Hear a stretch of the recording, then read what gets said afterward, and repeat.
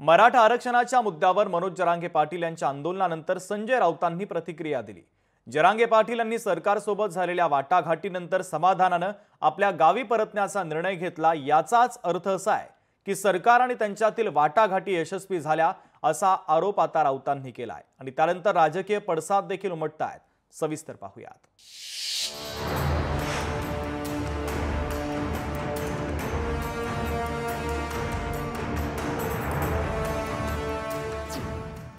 सरकार आणि जरांगेंमधली वाटाघाटी यशस्वी।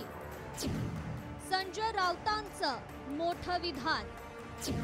या चर्चेत विरोधी पक्षाला सहभागी केलं नाही।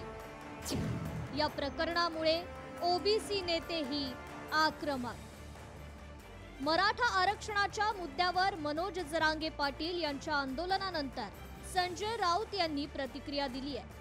जरांगे पाटील यांनी सरकारशी झालेल्या वाटाघाटीनंतर समाधानाने आपल्या गावी परतण्याचा निर्णय घेतला।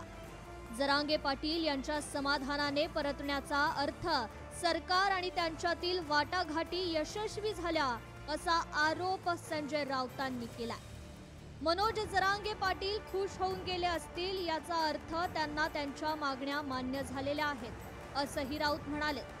यावर बोलताना शिवसेनेने या आंदोलनाला पाठिंबा दिला होता असंही राऊतांनी स्पष्ट केलंय। जरांगे पाटील असं म्हणत होते की माझं पूर्ण समाधान झाल्याशिवाय आणि आरक्षण घेतल्याशिवाय मी जाणार नाही। ज्या अर्थी ते गेले याचा अर्थ सरकार आणि त्यांच्यातल्या वाटाघाटी यशस्वी झाल्या। जरांगे पाटील यांचं आंदोलन हे मराठा समाजांच्या आरक्षणासंदर्भातल्या मागण्यांसाठी होतं आहे, पण त्या आंदोलनाचा काही लोक राजकीय दृष्ट्या जर गैरवापर करून राज्याचं सरकार अस्थिर करण्याचा प्रयत्न करीत होते।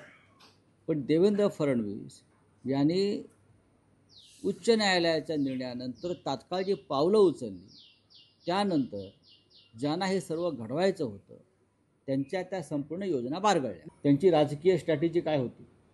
खास करून शिंदेना दूर ठेवणं, कारण इतके मोठे जे आंदोलक इथे आणले त्यांच्या गाड्या घोड्या वगैरे व्यवस्था ज्या माध्यमातून झाला त्या त्यांचंच नाव येत आहे आणि त्यांचा मुख्य उद्देश हा आरक्षण देणं हा नव्हता, मिळवणं हा नव्हता, तर मुंबईमध्ये येऊन देवेंद्र फडणवीस यांच्यासमोर आव्हान उभं करणं हा होता। मनोज जरांगे पाटील यांनी माझं पूर्ण समाधान झाल्याशिवाय आणि आरक्षण घेतल्याशिवाय मी जाणार नाही अशी भूमिका घेतली होती। ते हसत हसत समाधानाने आपल्या गावाला परतले। याचा अर्थ सरकार आणि त्यांच्यातल्या वाटाघाटी यशस्वी झाल्या। आता जर काही वेडवाकडं झालं असेल तर त्यांचे इतर सहकारी म्हणत असतील तर तो सरकार आणि मनोज जरांगे पाटील यांच्यातला मुद्दा आहे असंही राऊत म्हणाले। यावर खासदार संजय राऊतांचे आरोप तथ्यहीन असून मी कोणत्याही पक्षाचा नाही, मी मराठा समाजाचा आहे असा दावा करत जरांगे पाटलांनी संजय राऊतांना प्रत्युत्तर दिलंय। शिंदेंचं ऐकून किंवा एकनाथ शिंदे साहेबांचं ऐकून किंवा कोणाचं ऐकून करायचं असतं तर मग आम्हाला आरक्षण नव्हतं पाहिजे आणि फडणवीसला घेरायचं होतं तर गेल्याच वर्षावर सुरू केलं असतं जाऊन। त्याला काय आरक्षण गेलं खड्ड्यात म्हणलं असतं। मला आरक्षणच पाहिजे, मी हे 2 वर्ष झालं सिद्ध करून दिलंय, मला राजकारण नाही पाहिजे। मुख्यमंत्री देवेंद्र फडणवीस यांनी हे आंदोलन, चर्चा, वाटाघाटी फक्त भाजपच्या छत्राखाली होतील आणि याचे संपूर्ण श्रेय भारतीय जनता पक्षाला मिळेल यासाठी प्रयत्न केले। या चर्चेमध्ये विरोधी पक्षाला किंवा विरोधी पक्षाच्या नेत्यांना कुठेही सहभागी करून घेतलं नाही। सरकारमधले प्रमुख घटकही यात दिसले नाहीत। त्यामुळे मराठा समाजातल्या तरुणांना मनोज जरांगे पाटील यांच्या म्हणण्यानुसार लाभ झाला असेल तर त्याचं स्वागत आहे असा टोलाही राऊतांनी लगावलाय।